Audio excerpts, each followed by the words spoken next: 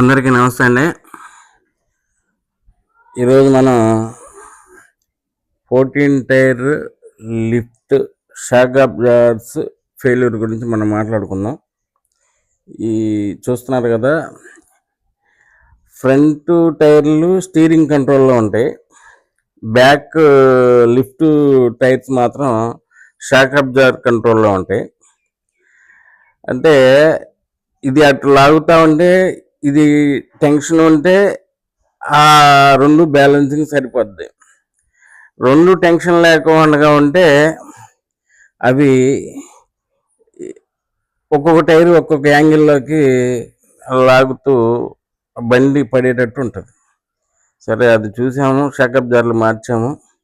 తర్వాత ఆ టైరాయిడ్ ఎండ్లు కూడా పోయి ఉన్నాయి, అది స్టక్ అయి ఉంటే టైరాయిడ్ ఎండ్లు కూడా మిషన్ మీద ఒక నట్టు పెట్టి వెల్డింగ్ పెట్టించి మోటార్తో కొట్టించి టైరాయిడ్ ఎండ్స్ మార్చాము.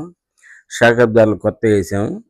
ఇప్పుడు అవి టెన్షన్గా లాక్కుంటూ బాగా పనిచేస్తున్నాయి. ఈ షాక్ అబ్జార్బర్లు ఫెయిల్యూర్ అయితే వెహికల్ పడేటట్టు డ్రైవర్కి చాలా ఇబ్బందిగా ఉంటుంది. ఈ వీడియో మీ అందరికీ నచ్చింది అనుకుంటున్నాను.